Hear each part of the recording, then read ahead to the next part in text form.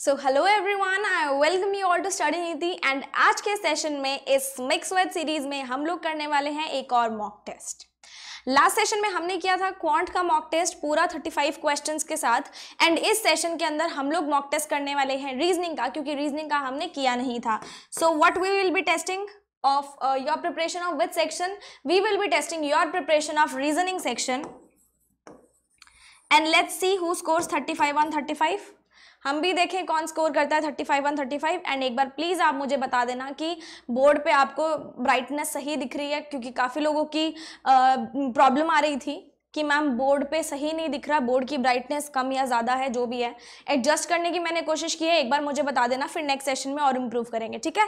तो चलिए रीजनिंग का करेंगे, 35 क्वेश्चंस करेंगे इन टोटल, मतलब आपका एक पूरा सेक्शनल मॉक टेस्ट यहाँ पे कवर होने वाला है। Sectional in the sense mini mock test consisting of 35 questions. And जैसे हम लोगों ने क्वांट के सेक्शन में किया था, and I hope everything is fine now, जैसे हम लोगों ने क्वांट के मॉक टेस्ट में किया था, कुछ कुछ क्वेश्चंस में हमने टाइमर लगा के किया था, वैसे ही हम लोग रीजनिंग में करेंगे। कुछ कुछ क्वेश्चंस में टाइमर लगाएंगे और कुछ कुछ में नहीं लगाएंगे। लेट मी जस्ट चेक, या इट्स फाइन, ओके। तो चलिए हम लोग स्टार्ट करते हैं अपने पहले क्वेश्चन से। एंड पहला क्वेश्चन हमारे पास पजल या सिटिंग अरेंजमेंट में से एक क्वेश्चन है। हिंदी वाले प्लीज स्क्रीनशॉट ले लेंगे, क्योंकि क्वेश्चन हम लोग इंग्लिश में सॉल्व करेंगे ताकि आपको कोई प्रॉब्लम भी ना आए। ओके, देख लीजिए एक बार, फिर हम लोग शुरू करते हैं।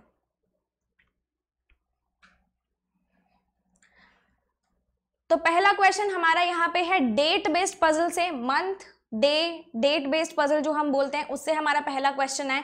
एंड क्वेश्चन में हमारे पास बोल क्या रहा है, ये देखो, हम लोग शुरू करते हैं।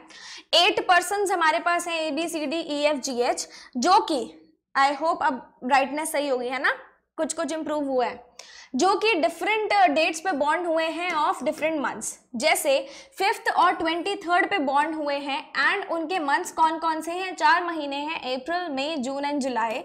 सेम ईयर में बॉन्ड हुए हैं, और ज़रूरी नहीं है कि इसी ऑर्डर में हो। तो यहाँ पे एक चीज़ देखना, थोड़ी सी ध्यान देना।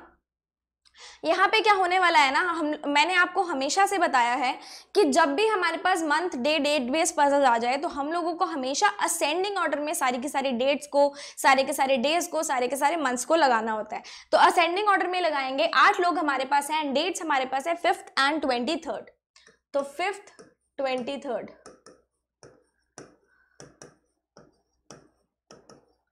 अगर आप लोग वर्टिकल तरीके से करेंगे तो आपको इजी लगेगा, हॉरिजॉन्टल तरीके से करोगे तो आपको मुश्किल लगेगा। आप इस मेथड से भी देख सकते हो।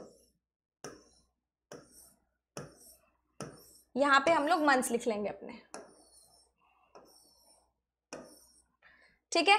इधर हम लोग अपने मंथ्स लिख लेते हैं, और मंथ्स हमारे पास हैं, ब्लैक पेन से लिख लेते हैं। मंथ्स हमारे पास है अप्रैल, ये पूरा अप्रैल का ब्लॉक हो गया, ये पूरा मई का ब्लॉक हो गया, ये जून का हो गया, एंड ये जुलाई का हो गया, ठीक है। इस तरीके से मैंने ब्लॉक्स बना दिए। अब हम लोग इसको भरना शुरू करेंगे जैसे जैसे क्वेश्चन में बोला जाएगा।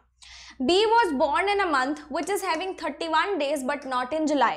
B 31 डेज वाले महीने में जन्म लेता है, लेकिन जुलाई में नहीं। तो यहाँ पे 31 डेज वाले कौन कौन से महीने हैं? एक तो मई, एक तो जुलाई। अब जुलाई में नहीं लेगा तो डेफिनेटली B किस में लेगा? मई में। अब मई में उसने डेट तो बताई नहीं, तो हम लोग 2 पॉसिबिलिटीज लेके चलेंगे कि एक बार तो वो 5th ऑफ मई को ले लेगा, और दूसरे केस में हम लोग लेते हैं कि वो 23rd ऑफ मई को लेगा। 3 people were born between B and D. B और D के बीच में 3 लोग हैं, तो 1 2 3 D यहाँ पे आ जाएगा, ऊपर नहीं बन सकता, यहाँ पे भी ऊपर नहीं बनेगा, तो 1 2 3 D हमारा यहाँ पे आ जाएगा। Number of people born before D is same as the number of people born after E. जितने D से पहले हैं उतने ही E के बाद में हैं। तो D से पहले कितने हैं? 8 लोग हैं, तो D से पहले 7 हो गए, तो E के बाद भी 7 होंगे, बन गए। D से पहले कितने हैं? 1 2 3 4 5 6, तो E के बाद भी 6 बनने चाहिए, 1 2 3 4 5 6, E हमारा यहाँ पे आ जाएगा। 3 people were born between E and A.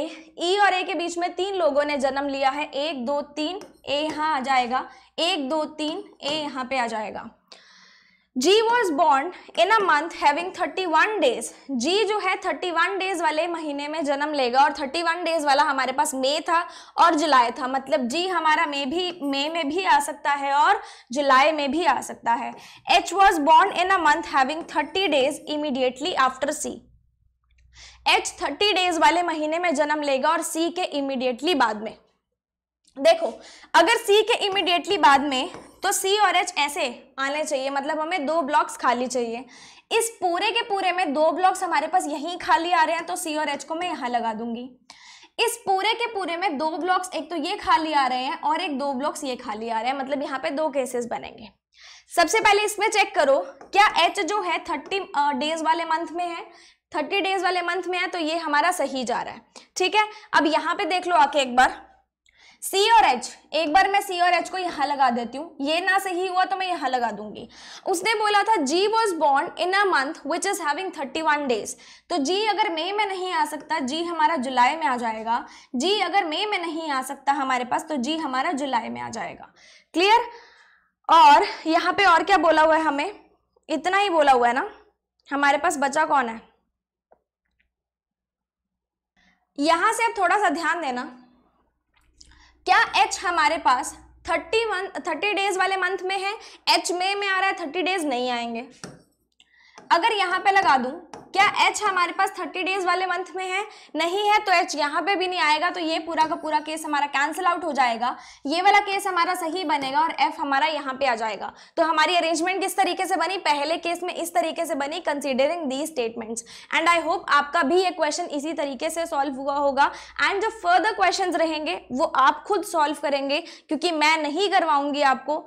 The question you will be solving your self. एक बार खुद से करेंगे, फिर मैं करवा दूंगी। ठीक है, स्क्रीनशॉट इसका ले सकते हो, मैं आपको क्वेश्चंस डिस्प्ले कर रही हूं। दीज आर द क्वेश्चंस, फटाफट से कीजिए। 30 सेकेंड्स दूंगी आपको मैं इसके लिए।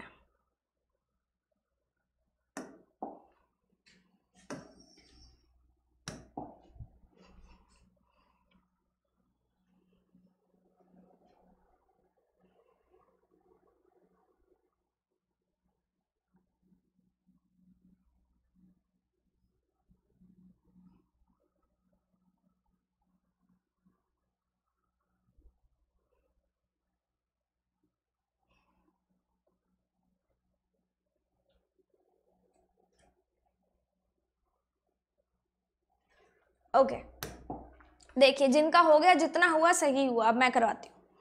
How many people were born before C? C से पहले कौन जन्म लेता है? तो सी से पहले कितने लोग हैं? 1 2 3। कितने लोग हैं? 3 लोग हैं, तो ऑप्शन बन जाएगा आपका ई।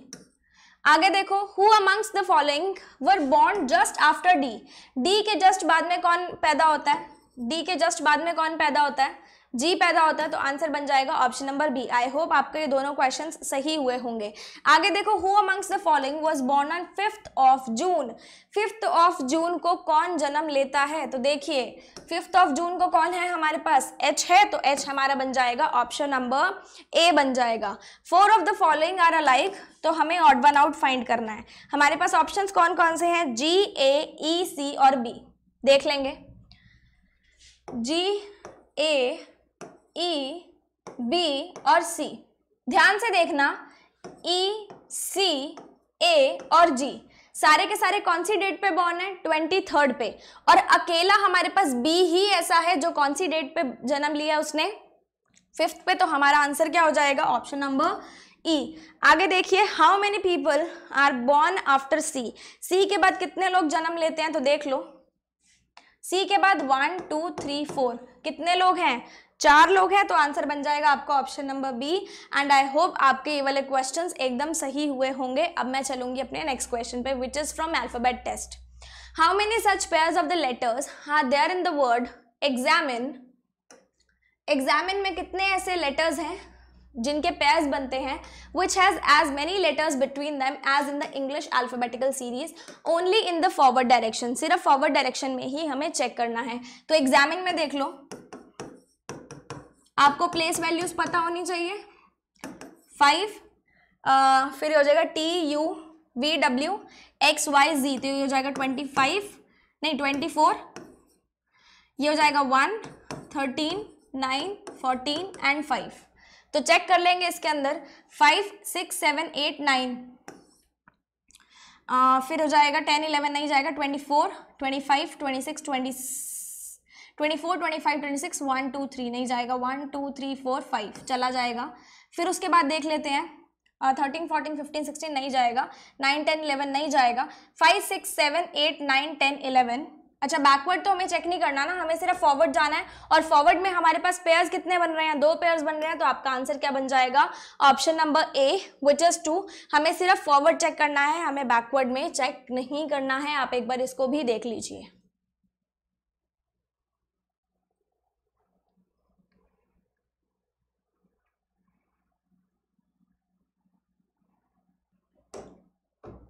ओके, नेक्स्ट क्वेश्चन देखिए, ये हमारे पास है ईयर बेस्ड पजल से। हिंदी वाले प्लीज इसका स्क्रीनशॉट ले लेंगे और जिसको भी खुद से सॉल्व करना है वो शुरुआत कर सकते हैं इसको सॉल्व करने की।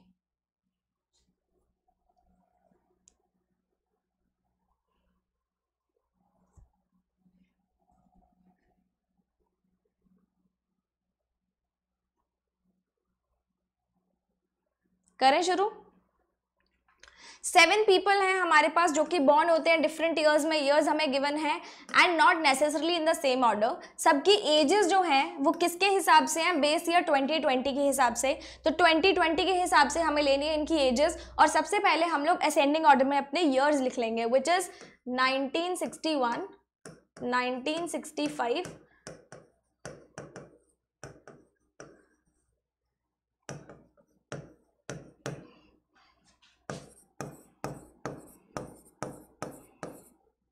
2006 तक हमारे पास है।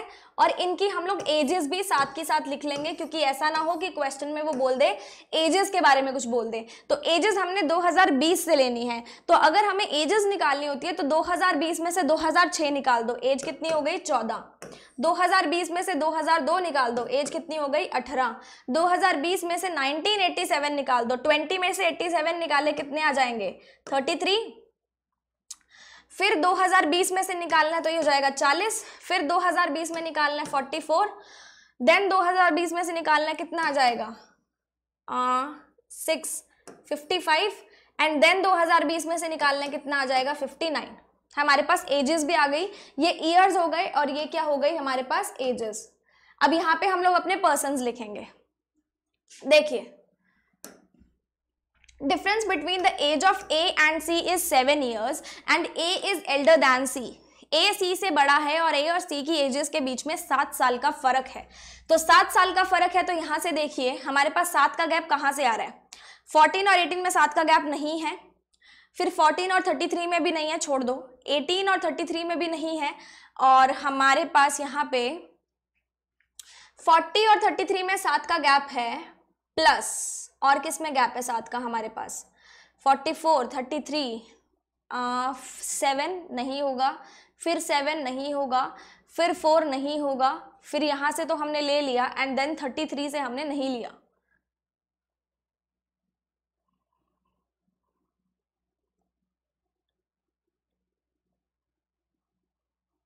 ये 47 होना चाहिए ना, 2020 से काउंट किया, सॉरी दिस मस्ट बी 47। तो 47 और 40 के बीच में भी हमारे पास एक पेयर और बन गया, तो 2 केसेस हमारे पास बनेंगे। और A हमारे पास C से बड़ा है तो A और C एक बार यहाँ पे आ जाएगा, फिर A और C एक बार यहाँ पे आ जाएगा। 2 people were born between A and E who is not the youngest। A और E के बीच में 2 लोग हैं और E youngest नहीं है। तो यहाँ से ऊपर से 2 लोग नहीं बनेंगे, नीचे से बने। E youngest नहीं आया मतलब E 14 पे नहीं आ सकता। नीचे से बनाएंगे E यहाँ पे आएगा और E youngest नहीं हो सकता। ऊपर से बनाएंगे तो E हमारे पास यहाँ पे आ जाएगा। D's age is a prime number and D was born before C। D की एज क्या है? प्राइम नंबर है और D C से पहले जन्म लेगा। तो C से पहले प्राइम नंबर हमारे पास कौन सा आ रहा है? 59। और यहाँ पे अगर मैं देखूं तो C से पहले प्राइम नंबर हमारे पास आ रहा है 47, जो किसी से भी डिवाइड नहीं होता। 3 people were born between D and G। D और G के बीच में 3 लोग आएंगे, तो यहाँ से 1, 2, 3, G इधर आ जाएगा, 1, 2, 3, G इधर आ जाएगा, ऊपर नहीं बन सकता। B's age is an even number and was born before G। जी से पहले जन्म लेगा, एज इवन नंबर होगी। तो जी से पहले इवन नंबर हमारे पास नहीं आ रहा कोई भी, जी से पहले इवन नंबर हमारे पास ये आ गया बी, एंड बचता कौन है अब, A B C D E F. तो ये केस हमारा सही हो जाएगा और ये केस हमारा गलत हो जाएगा। एक बार आप इसको आराम से देख लीजिए कि आपने भी यही चीज बनाई है या फिर नहीं बनाई है। क्लियर, यही बनाई है। तो चलिए ये वाले क्वेश्चंस भी, अच्छा एक बार आप इसका स्क्रीनशॉट ले लो, फिर क्वेश्चन आप खुद से करोगे। देखिए इसके लिए मैं आपको दूंगी 30 सेकेंड्स, खुद से कीजिए।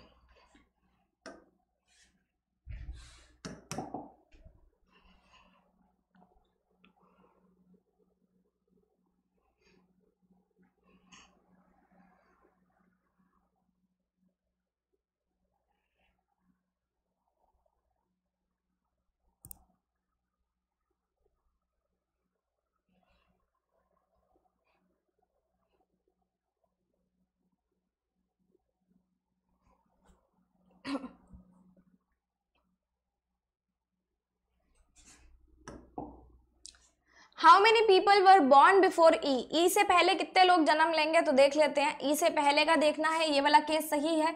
ई से पहले हमारे पास कोई भी नहीं है, तो हमारा ऑप्शन बन जाएगा ऑप्शन नंबर सी, नन। आगे देखिए, who amongst the following was born in 2002, तो 2002 में किसने जन्म लिया, बी ने लिया, तो बी हमारा आंसर हो जाएगा option number D. Who amongst the following was 55 years old, 55 years old हमारे पास कौन है यहाँ पे, एफ हमारे पास 55 ईयर्स ओल्ड है, तो हमारा आंसर बन जाएगा option number A, F. 3 questions हो गए। अगला क्वेश्चन देखिए, how many people were born between F and B, F और बी के बीच में कितने लोग हैं, तो एफ और बी 1 2 3, 3 लोग हैं, तो 3 वाला ऑप्शन हमारे पास ऑप्शन नंबर बी में है। What is the sum of ages of A and G, A और जी की एजेस का सम क्या है, तो एजेस का सम देख लेते हैं। ए है 40 एंड जी हमारे पास है 14, 40 प्लस 14 इज 54। 30 सेकेंड्स में आपसे 5 क्वेश्चंस हो जाने चाहिए थे, एंड यहाँ पे 11 क्वेश्चंस कंप्लीट होते हैं विद 2 पजल्स हमने करी हैं और एक अल्फाबेट टेस्ट का क्वेश्चन किया है। क्लियर, थोड़ा सा स्पीड मोड लग रहा होगा आपको वैसे कि मैं बहुत फास्ट करा रही हूँ, बट पेपर में भी आपको फास्ट ही करना है, राइट। चले नेक्स्ट पे, तो दिस इज इनइक्वालिटीज कर लेते हैं इसको भी। सबसे पहले मैंने आपको हमेशा से बताया है कि आप बेसिक स्टेटमेंट पढ़ोगे कि फॉलोज पूछा है या डज नॉट फॉलो पूछा है। तो यहाँ पे क्या पूछता है कि ऐसी कौन सी स्टेटमेंट्स हैं विच जो कंक्लूजन से लॉजिकली फॉलोज होती हैं, मतलब सही वाली स्टेटमेंट्स निकालनी है। तो पहला हम लोग यहाँ पे देखते हैं, आर और डब्ल्यू के बीच का रिलेशन देखना है, आर से डब्ल्यू पे जाना है। क्लियर, सारे के सारे सेम फैमिली के साइन है, आंसर हमारे पास निकल सकता है। बैकवर्ड डायरेक्शन है, साइन हमारे पास ऑपोजिट लगेगा। जिसने भी इनइक्वालिटीज की क्लास नहीं देखी है, एक बार प्लीज देख लेना, वो एक क्लास से आपको कोडेड भी समझ में आ जाएगा और नॉर्मल वाली इनइक्वालिटी भी समझ में आ जाएगी। ठीक है, क्लियर, आप प्लीज बेसिक क्लास एक बार देख लेना। अब आर और डब्ल्यू यहाँ पे सारे फर्स्ट ग्रुप के साइन हैं। फर्स्ट ग्रुप के साइन में से हमेशा प्रायोरिटी किसको देते हो आप लोग, हमेशा किसको प्रायोरिटी देते हो, छोटे वाले को। और फॉरवर्ड डायरेक्शन है तो साइन ऑपोजिट लगेगा। क्या ये वाला साइन आ रहा है, नहीं आ रहा, तो पहला स्टेटमेंट हमारा गलत हो जाएगा। अगला, डी और डब्ल्यू के बीच में इसने पूछा है, डी से जाना है डब्ल्यू पे, फिर से बैकवर्ड डायरेक्शन है, साइन सेम फैमिली के, आंसर निकल सकता है। प्रायोरिटी किसको दोगे, प्रायोरिटी किसको दोगे, छोटे वाले को, छोटे वाले को प्रायोरिटी दी, साइन ऑपोजिट आएगा, ये वाला आना चाहिए। क्या ये वाला आ रहा है, डेफिनेटली आ रहा है, तो हमारा ओनली सेकेंड कंक्लूजन क्या हो जाएगा, सही हो जाएगा, जो मैंने आपको ग्रुप्स बना के बताया हुआ है। That is the very simplest method जो हमारा दोनों चीजों में अप्लाई होता है। क्लियर, अब अगला देखिए, हमें निकालना है एल और पी के बीच में, तो एल से पी पे जाना है, forward direction same sign, 1 2 3, priority किसको दोगे, छोटे वाले को। हमारे पास साइन आना चाहिए ये वाला, क्या ये वाला आया, नहीं आया, क्या ये वाला आया, नहीं आया, लेकिन दोनों एलिमेंट सेम हैं, ये वाला आंसर आना चाहिए। ये भी ट्रू है, ये भी ट्रू है। जब एलिमेंट्स सेम हो, दोनों कंक्लूजन में आंसर सही आ रहा हो और या में आ रहा हो, ये भी सही हो रहा है, ये भी, मतलब दोनों को मिला के सही हो रहा है, तो हमेशा हमारा केस कौन सा लगता है, ईदर और का केस लगता है, ईदर फर्स्ट और सेकंड कंक्लूजन फॉलोज। ये मैंने आपको बताया हुआ है। नेक्स्ट पे चलो, 14th क्वेश्चन में टी से आई पे जाना है, तो टी से आई पे जाएंगे, फॉरवर्ड डायरेक्शन है, सारे के सारे सेम फैमिली के साइन है, प्रायोरिटी किसको दोगे, छोटे वाले को। क्या छोटे वाला आ रहा है, सही आ रहा है, मतलब ये फर्स्ट हमारा कंक्लूजन सही हो जाएगा। अगला देखो, ए से जाना है जे पे, ए से जाएंगे जे पे, दोनों डिफरेंट फैमिली के साइन आ गए, क्या आंसर निकलेगा, नहीं निकलेगा, मतलब ओनली फर्स्ट वाला जो कंक्लूजन है हमारा वो सही हो रहा है। क्लियर है सबको? अगले पे चलते हैं। If all the letters in the word cashew nut are arranged in alphabetical order from left to right, तो हमें ये बताना है ऐसे कितने लेटर्स हैं जो अपनी जैसी सेम पोजीशन पे रहते हैं। सबसे पहले कैश्यू नट को लिख लेंगे। क्लियर? अब इसमें अल्फाबेटिकल ऑर्डर में लगाना है। सबसे पहले ए आएगा, सी आएगा, A B C D E F G H I J K L M N N, E तो रह गया ना, सी के बाद ई आएगा ना, ई फिर एच फिर एन, सी एच फिर एन, एन तक हो गया। एन के बाद O P Q R S T, फिर आ जाएगा एस, एस आएगा ना, एस टी फिर यू फिर डब्ल्यू। ये हमने अल्फाबेटिकल ऑर्डर में लगा दिए। अब देखो कौन अपनी पोजीशन पे है, तो एच की पोजीशन तो वही है और हमारे पास यू की पोजीशन भी वही है। तो एच और यू ऐसे दो लेटर्स हैं जो अपनी पोजीशन चेंज नहीं करते हैं। अगर हम सारे के सारे वर्ड्स को, सारे के सारे लेटर्स को अल्फाबेटिकल ऑर्डर में लगा देते हैं तो हमारे पास कितने ऐसे लेटर्स हैं, हमारे पास 2 ऐसे लेटर्स हैं। क्लियर? समझ में आ गया? अगला क्वेश्चन देखिए, this is from order and ranking. 6 friends हैं हमारे पास जिनका डिफरेंट वेट है, ठीक है। F is heavier than B but lighter than C। हम लोग हमेशा रैंक्स कैसे निकालते हैं, हैवी से जाते हैं हम लोग लाइट पे, जैसे मैं करवाती हूँ, आप लाइट से भी हैवी पे जा सकते हो। तो उसने बोला है F B से हैवी है लेकिन C से लाइटर है, तो B से हैवी है तो B से ऊपर आएगा, C से लाइट है तो C से नीचे आएगा। A is heavier than D and F, A जो है D और F से हैवियर है, ठीक है। C is heavier than A, C जो है A से heavier है, मतलब C इसके ऊपर आ जाएगा। Clear? B is not the lightest and C is not the heaviest, B lightest नहीं है, C heaviest नहीं है, मतलब इन दोनों के ऊपर इन दोनों के नीचे 1-1% डेफिनेटली आएगा, तभी ये lightest नहीं बनेगा, तभी ये heaviest नहीं बनेगा। कितने लोग आ गए, 1 2 3 4 5, हमें चाहिए 6 लोग, मतलब सिर्फ एक की जगह और है, और एक की जगह और है तो हमें दिख रहा है यहाँ पे C के नीचे कौन आना चाहिए, A आना चाहिए, और F से ऊपर भी A आना चाहिए, लेकिन D और F का हमें नहीं पता था, तो D और F को हम लोग कैसे भी लगा सकते हैं। क्लियर? यहाँ तक समझ में आई? हमें पता है कि A के नीचे D और F दोनों आएंगे, A के नीचे F ऑलरेडी आ चुका है तो D हम नीचे लगा देंगे। अब हमारे पास बच कौन रहा है, E, तो E हमारे पास कौन हो जाएगा, सबसे हेवीएस्ट हो जाएगा। The weight of the second lightest person is 77 kgs। Second lightest मतलब B का वेट कितना है हमारे पास, 77 kgs। क्लियर? ये हमारी रैंकिंग बन गई है। अब हम अपने क्वेश्चंस करते हैं। If the total weight of C and B is 180 kgs, C और B का वेट कितना है, 180। मुझे पता है B का कितना था, 77, और C और B का कितना है, 180, तो C का हमारे पास कितना हो जाएगा, 103 किलो हो जाएगा। C का मेरे पास आ गया 103 किलो उस क्वेश्चन के हिसाब से। उसने क्या पूछा है, पॉसिबल वेट ऑफ A का पॉसिबल वेट, तो ओहो आई एम सो सॉरी, तो A का जो वेट है वो किसके बीच में लाई करना चाहिए, 103 और 77 के बीच में लाई करना चाहिए। अब 103 एंड 77 के बीच का वेट देखो, 72 नहीं है, 60 नहीं है, 110 नहीं है, कौन सा वेट आ जाएगा, 88 kgs आ जाएगा, तो ऑप्शन नंबर A आपका आंसर बन जाएगा। नेक्स्ट देखिए, विच of the following is the lightest person. Lightest हमारे पास कौन है, यहाँ पे लाइटेस्ट हमारे पास D है, तो ऑप्शन नंबर B आपका आंसर बन जाएगा। विच of the following is the fourth heaviest. Heaviest में से चौथे नंबर पे कौन है, तो हैवीएस्ट से नीचे आ जाओ, 1 2 3 4, चौथे नंबर पे कौन है, F है, तो आपका आंसर हो जाएगा C F। आई होप ये क्वेश्चन भी आपको अच्छे से क्लियर हो गया होगा। Now moving on to the next question, चलो खुद से करो, टाइमर लगा देती हूँ 20 सेकेंड्स का।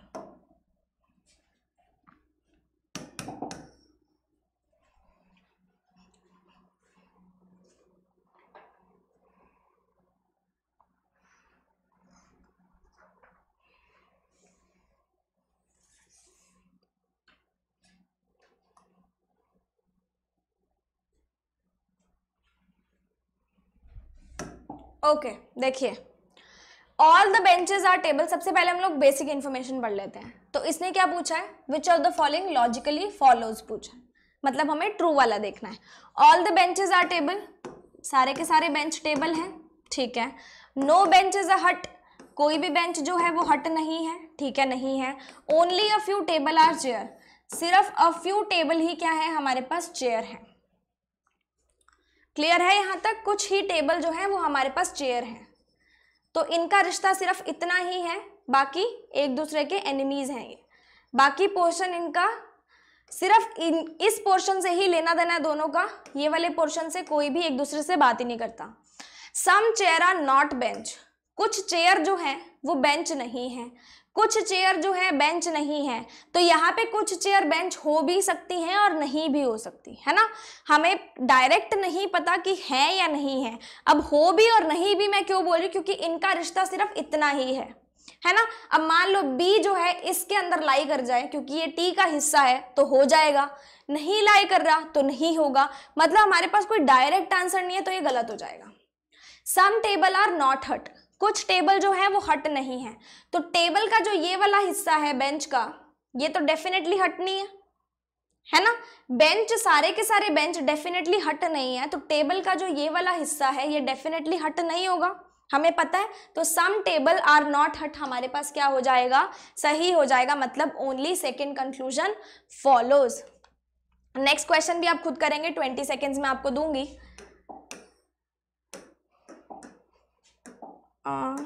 वेट अ सेकेंड, करिए।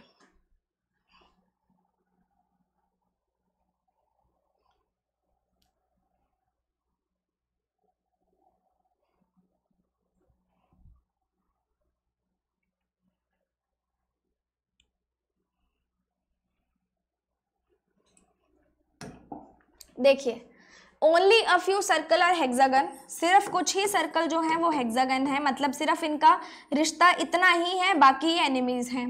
Only a few hexagon are pentagon, सिर्फ कुछ ही हेक्सागन जो है वो पेंटागन है, मतलब सिर्फ इतना ही हिस्सा इनकी तरह। And no circle is a square, कोई भी सर्कल जो है वो स्क्वायर नहीं है। तो पहला कंक्लूजन क्या कहता है, सम सर्कल आर नॉट हेक्सागन, कुछ सर्कल हेक्सागन नहीं है। ध्यान देना, मैंने आपको बोला है सर्कल और हेक्सागन का सिर्फ इतना ही रिश्ता है, बाकी वो एनिमीज हैं। क्या है, एनिमीज हैं। यहाँ पे तो वो सेटिस्फाई करेंगे सम सर्कल आर हेक्सागन, और यहाँ पे वो सेटिस्फाई करेंगे सम सर्कल आर नॉट हेक्सागन। अगर वो ये वाले पोर्शन में सेटिस्फाई कर रहे हैं, मतलब ये वाला आंसर भी हमारे पास सही होने वाला है, क्योंकि यहाँ पे ये दोनों एनिमीज बन जाएंगे और इसके लिए दोनों क्या बन जाएंगे, फ्रेंड्स बन जाएंगे। No pentagon is a square, कोई भी पेंटागन स्क्वायर नहीं है। तो पेंटागन और स्क्वायर का हमारे पास कोई डायरेक्ट नेगेटिव रिलेशन नहीं है, ये हो भी सकता है और नहीं भी हो सकता, डायरेक्टली हमें कुछ नहीं पता, मतलब ये भी गलत हो जाएगा।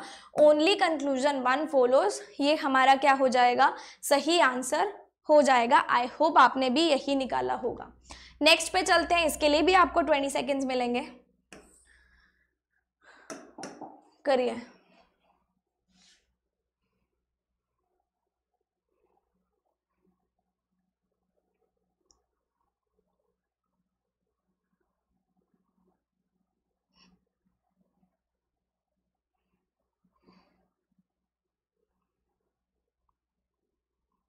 देखो, ऑल रूम्स आर प्लॉट, सारे के सारे रूम्स जो हैं वो क्या है, प्लॉट हैं।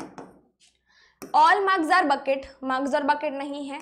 ऑल प्लॉट आर बकेट, सारे के सारे प्लॉट क्या है, बकेट हैं, और सारे के सारे मग भी बकेट हैं। तो हम मान लेते हैं कि मग यहाँ पे कहीं पे भी आ सकता है। बकेट, सारे के सारे मग बकेट हैं, तो मग कहीं पे भी आ सकता है। ये जस्ट मैंने एक रेफरेंस के लिए बना दिया। ऑल रूम इज बकेट, सारी के सारे रूम जो है वो बकेट है। हम लोग जब भी अंदर से बाहर जाते हैं तो ऑल आता है, और बाहर से अंदर आते हैं, ये अंदर से बाहर गए तो ऑल आएगा, और ये बाहर से अंदर आएंगे तो सम आएगा। अभी हम अंदर से बाहर जा रहे हैं मतलब ऑल आएगा, तो ये भी सही होगा। सम प्लॉट आर मग, कुछ प्लॉट जो है वो मग हैं। अब क्या आपको डायरेक्टली पता है कि मग कहाँ पे आएगा, मग की प्लेस कहाँ पे आएगी? आपको नहीं पता। अगर वो क्वेश्चन में कुछ डायरेक्ट चीज देता तो मुझे पता होता कि हाँ मग यहाँ पे आ रहा है, फिर हम लोग इसका रिलेशन निकाल पाते। ना तो हमें मग का पता कि प्लॉट के अंदर आएगा या नहीं आएगा, तो क्या ये वाला कंक्लूजन सही हो सकता है? नहीं हो सकता, क्योंकि ये हो भी सकता है और नहीं भी हो सकता। अगर पॉसिबिलिटी का केस आता तो मैं सही, अगर यहाँ पे लिखा होता ना सम प्लॉट आर मग इज अ पॉसिबिलिटी, फिर मैं सही करती, क्योंकि है भी और नहीं भी मुझे नहीं पता, बट हो सकता है ना। लेकिन यहाँ पे इसने डायरेक्ट पूछा है तो डायरेक्ट तो नहीं हो सकता, ओनली कंक्लूजन 1 हमारे पास सही हो जाएगा। एंड ये 3 क्वेश्चंस सिलॉग्स के थे। चलेंगे नेक्स्ट क्वेश्चन पे, which is of floor based puzzle. इसके लिए मैं आपको टाइमिंग दे दूंगी, पर टाइमर लगाऊंगी कहाँ पे मैं, 1 मिनट का टाइम दूंगी, टाइमर मैं लगाने वाली हूँ।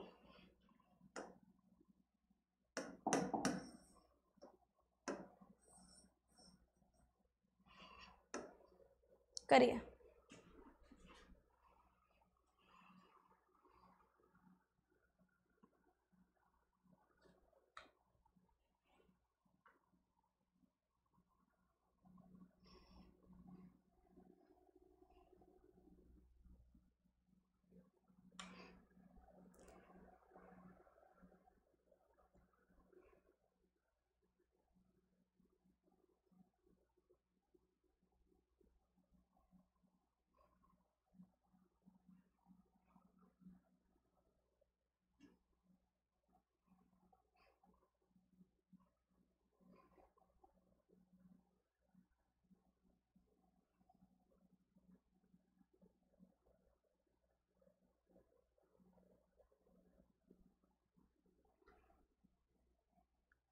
And your time's up.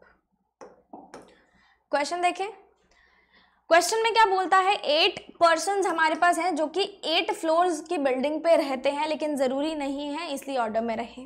हर एक पर्सन डिफरेंट फ्लोर पे रहेगा। बॉटम मोस्ट फ्लोर हमारे पास रहेगा 1 एंड टॉप मोस्ट फ्लोर हमारे पास रहेगा 8।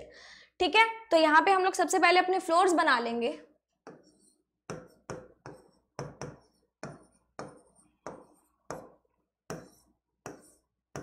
और हमेशा की तरह मैं 2 पॉसिबिलिटीज लेकर चलूंगी, क्योंकि इसमें इतना टाइम नहीं लगता। क्वेश्चन शुरू करते हैं। F lives on an odd numbered floor above the 4th floor। 4th floor के ऊपर का जो ऑड नंबर फ्लोर रहेगा उस पे F रहेगा। तो 4th फ्लोर के ऊपर एक तो 5 है और एक 7 है जो ऑड नंबर फ्लोर रहेंगे। तो F एक बार हम लोग 7 पे ले लेते हैं, एक बार 5 पे ले लेते हैं। Only 3 person live between F and H। F और H के बीच में 3 लोग रहेंगे। ऊपर नहीं बन सकते, 1 2 3 H यहाँ पे आ जाएगा। ऊपर नहीं बनेंगे, 1 2 3 H यहाँ पे आ जाएगा। Number of people living above H is same as the number of people living below A। जितने H से ऊपर हैं उतने ही A से नीचे होंगे। H से ऊपर कितने हैं, 1 2 3 4 5। A से नीचे भी 5 होंगे, तो 1 2 3 4 5 A यहाँ पे आ जाएगा। H से ऊपर कितने हैं, 7 लोग, तो A से नीचे भी कितने हो जाएंगे, 7 लोग। 3 people live between A and C। 1 2 3 C यहाँ आ जाएगा, 1 2 3 C यहाँ आ जाएगा।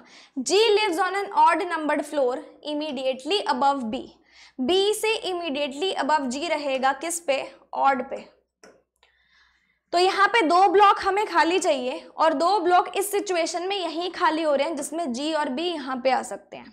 G ऑड पे आ रहा है, डेफिनेटली आ रहा है, सही जा रहा है। यहाँ पे हमारे पास एक तो 2 ब्लॉक ये खाली हैं, एक 2 ब्लॉक ये खाली हैं, हमें G और B का भी नहीं पता। ठीक है, only 2 people live between G and D।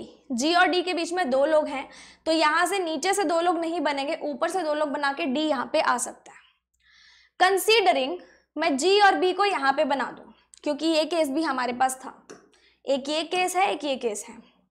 तो यहाँ से क्या मैं 2 लोग बना सकती हूँ, G और D के बीच में 2 लोग नहीं बना सकती, ये केस कैंसिल करो। G और B मैंने यहाँ बनाया क्योंकि G ऑड नंबर फ्लोर पे है। G और D के बीच में 2 लोग आ सकते हैं, आ गए 2 लोग। More than 1 people live between D and D, D और ई के बीच में एक से ज्यादा लोग हैं, तो डी ऊपर है, ई नीचे आ गया, तो एक से ज्यादा लोग हो गए। डी यहाँ पे है, ई के लिए जगह बचेगी। क्या एक से ज्यादा लोग इनके बीच में है? नहीं है, तो हमारा जो फर्स्ट केस है वो एकदम सही बन जाएगा। एक बार आप भी अपने आंसर से इस चीज को मैच कर लीजिएगा। मैं एक बार साइड हो गई हूँ, मैच कर लो, फिर हम लोग क्वेश्चंस करेंगे।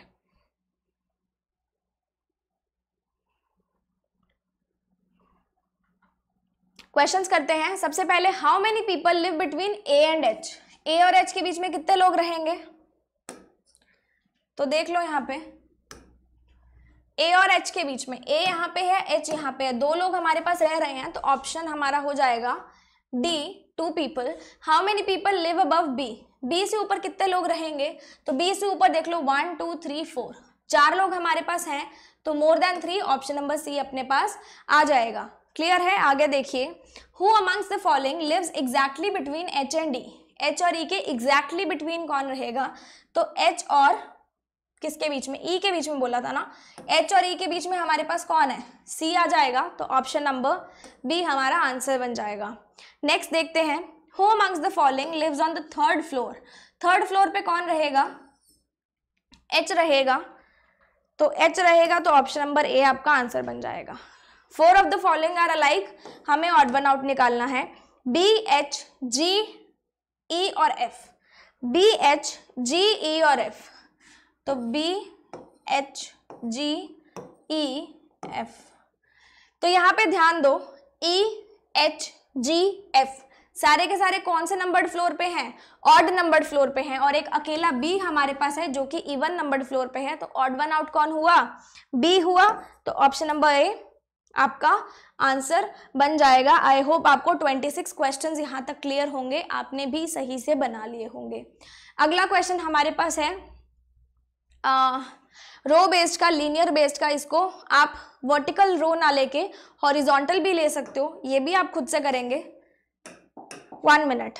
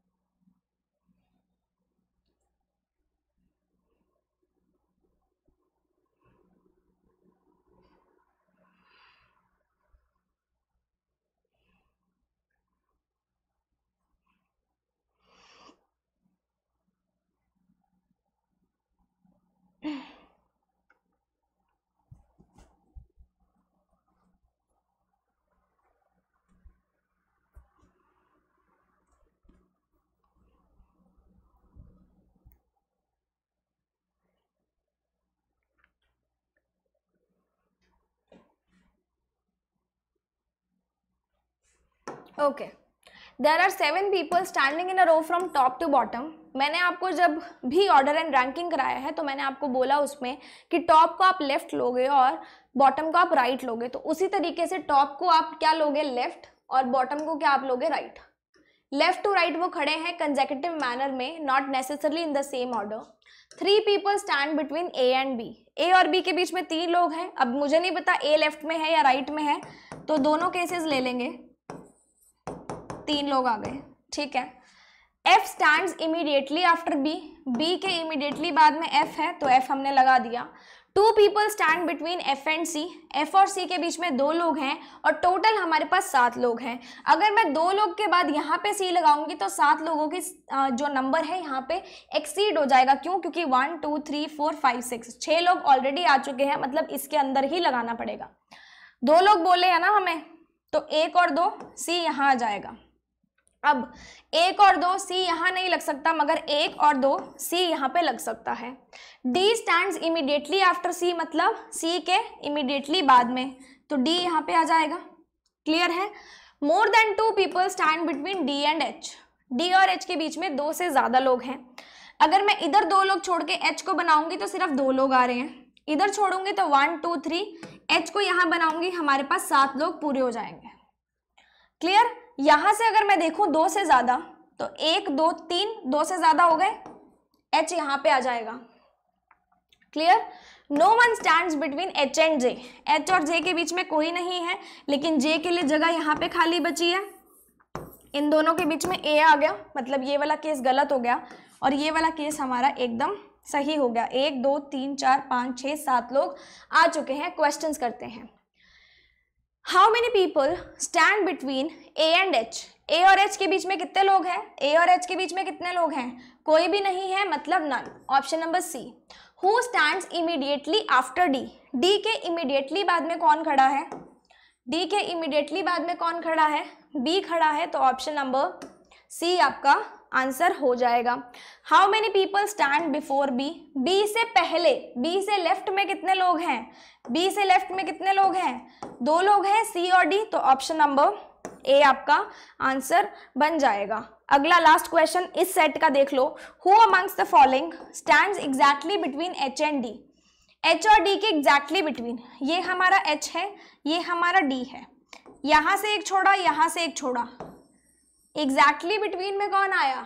एफ आया, एग्जैक्टली बिटवीन में एफ आया, मतलब ऑप्शन नंबर डी आपका आंसर बन जाएगा। क्लियर है? अगला क्वेश्चन देख लो। फिर से अल्फाबेट टेस्ट पे क्वेश्चन यहाँ पे आ गया, लगातार तीसरा क्वेश्चन अल्फाबेट टेस्ट पे आया। If each consonant in the word background, consonant मतलब जो वॉवल नहीं है, मतलब ए ई आई ओ यू को छोड़ के बाकी सारे लेटर्स कॉन्सोनेंट होते हैं। बैकवर्ड में जो कॉन्सोनेंट है वो रिप्लेस हो जाए प्रीवियस अल्फाबेट से, मतलब इंग्लिश अल्फाबेटिकल सीरीज में जो इनसे एकदम पहले आता है। बी से पहले ए आएगा, ये वॉवल है, इसको छोड़ेंगे, ये वॉवल्स को हम छोड़ देंगे। सी से पहले बी आएगा, के से पहले जे के एल, जे आ जाएगा, फिर जी से पहले एच आ जाएगा, नहीं जी से पहले क्या आएगा? एफ आएगा ना,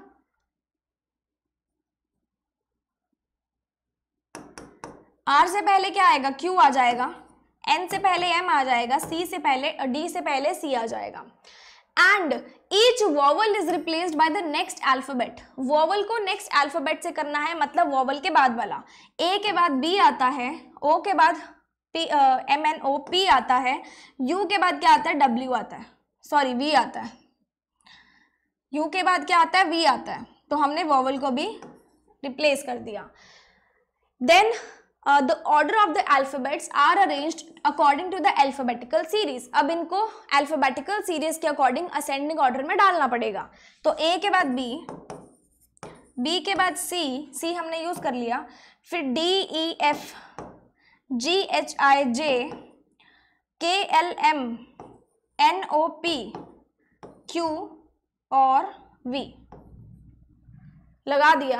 विच of the following letter will be 7th from the right end, right end से 7th देखना है, तो 1 2 3 4 5 6 7, राइट एंड से हमारे पास 7th लेटर कौन सा आ जाएगा? सी आ जाएगा, तो आपका आंसर बनेगा option number A. And I hope आपका ये वाला क्वेश्चन अगर आपने खुद से किया है तो सही हुआ होगा।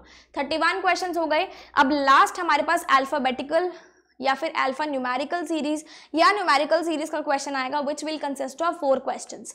तो this is alpha numerical, we can say this is numerical series और नंबर सीरीज, कुछ भी बोल लो। स्टार्ट करते हैं। देखो सबसे पहला क्वेश्चन बोलता है which of the following will be 7th to the right of the one which is 11th from the right end. मैंने आपको बताया था जब भी राइट और राइट आ जाए, जब भी सेम आ जाए तो हमेशा हम लोग माइनस करते हैं, मतलब 7 और 11 को माइनस करना है। 7 और 11 को माइनस करेंगे तो क्या आएगा? 4th, मतलब हमें 4th देखना है राइट एंड से of the series when all 2s and 6 are dropped. सारे के सारे 2 और 6 को हम लोग ड्रॉप कर देते हैं, तो 2 और 6 को सारे को ड्रॉप कर दो आप, यहां से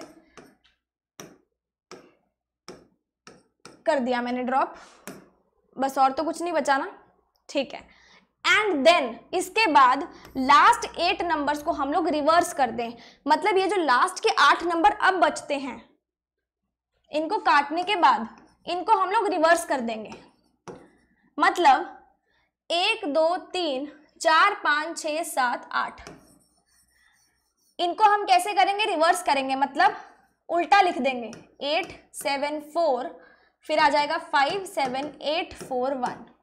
अगर आपको सीधा देख के ध्यान रहेगा तो लिखने की जरूरत इसको नहीं है, मैं बता दूंगी कैसे। तो हमें क्या देखना था, fourth from the right and जो हमने कैलकुलेट किया, तो fourth from the right and 1 2 3 4, fourth from the right and हमारे पास क्या बना, 7 बना। तो हमारा आंसर क्या हो जाएगा, ऑप्शन नंबर सी हो जाएगा। अगर आप इसको बिना लिखे करते हैं तो आपको पता है कि ऑर्डर रिवर्स होने वाला है, मतलब अब हमें नंबर्स यहां से गिनने पड़ेंगे, ये हमारा लास्ट में चला जाएगा। अगर हमें एंड से गिनना है और ये नंबर हमारा एंड पे चला जाएगा तो यहीं से गिन लो ना सीधा, 1 2 3 4, तो हमारा फोर्थ क्या आ जाता, 7।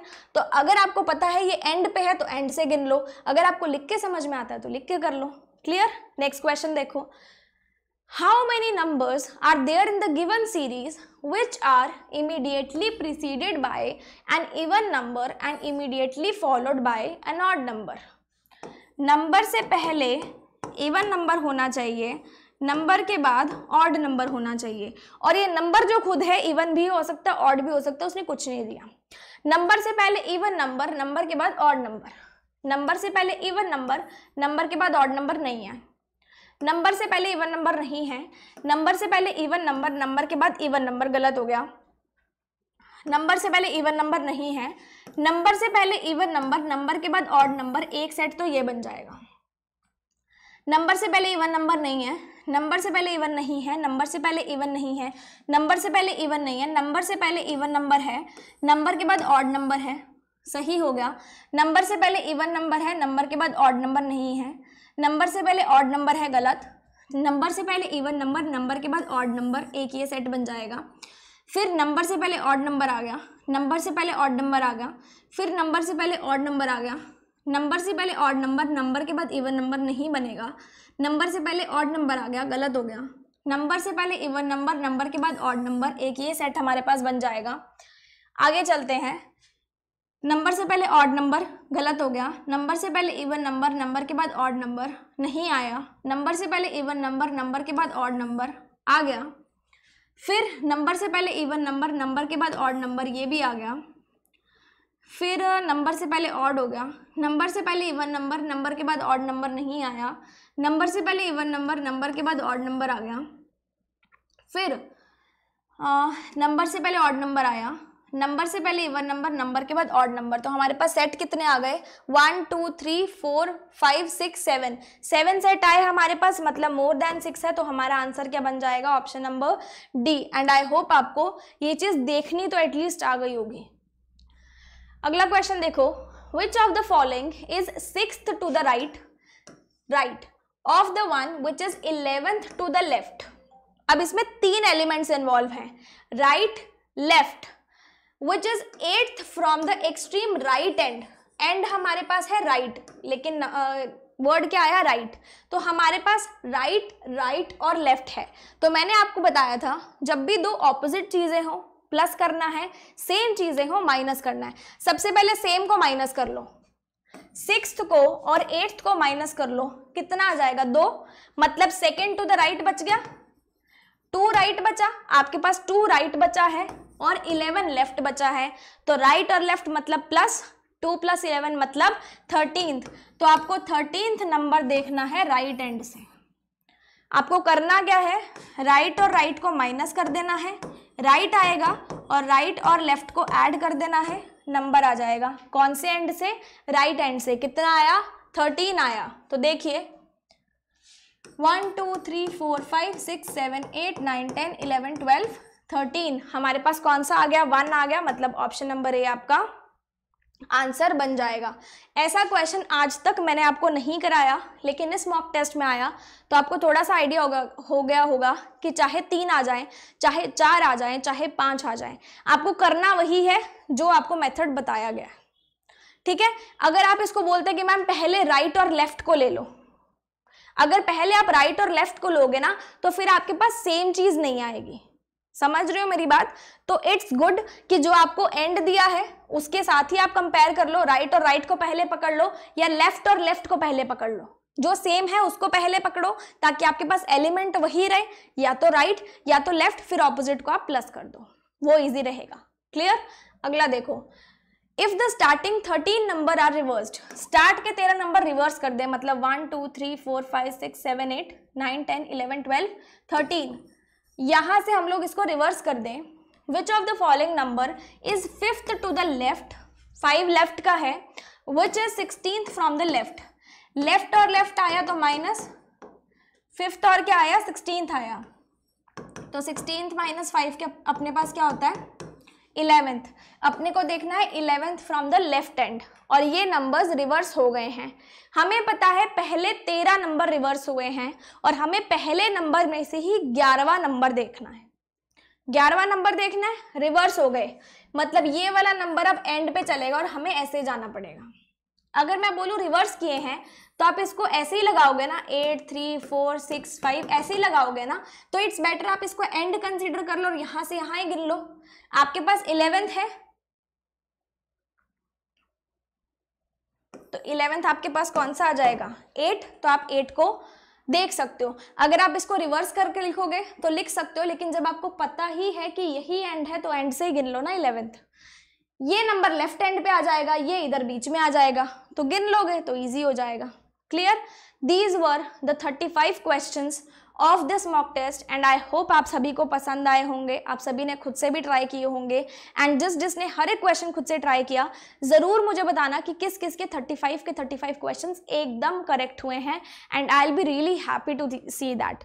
तो आप लोगों से एक और छोटी सी रिक्वेस्ट थी, आप लोग रोज़ मेरे लेक्चर्स में आते हो तो प्लीज़ कमेंट सेक्शन में अपने रिव्यूज़ लिख के जाया करो कि आपको मेरे सेशंस किस तरीके के लगते हैं, आपको अच्छे लगते हैं, आपको क्वालिटी कंटेंट मिलता है, आप प्रैक्टिस अच्छे से कर पाते हो। आप अपने रिव्यूज़ प्लीज़ लिखा करो, जिसकी वजह से मुझे भी पता चल सके कि मुझे कहाँ कहाँ कौन कौन से एरियाज़ में इंप्रूवमेंट अभी और करनी है, क्योंकि यहाँ पे हम लोग वर्चुअली बात करते हैं ना, तो वर्चुअली आपको 1-on-1 आप टॉक नहीं कर सकते हो, तो एक कमेंट्स ही ऐसा जरिया होता है जहाँ पे हम लोग अपने रिव्यूज़ देख सकते हैं।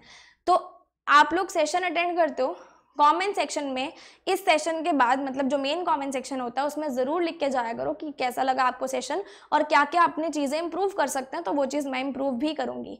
एंड इस सीरीज़ के अंदर और अच्छे अच्छे से सेशंस मैं लेके आऊँगी। एक फुल लेंथ मॉक टेस्ट आपका ऑलरेडी हो गया, इंग्लिश का नहीं था बट चलो मैथ्स एंड रीजनिंग तो हो गया, बाकी और भी जो अच्छी अच्छी चीज़ें बची हैं इस मिक्स वेज सीरीज़ के अंदर वो इसी हफ्ते कंटिन्यू रहेंगी।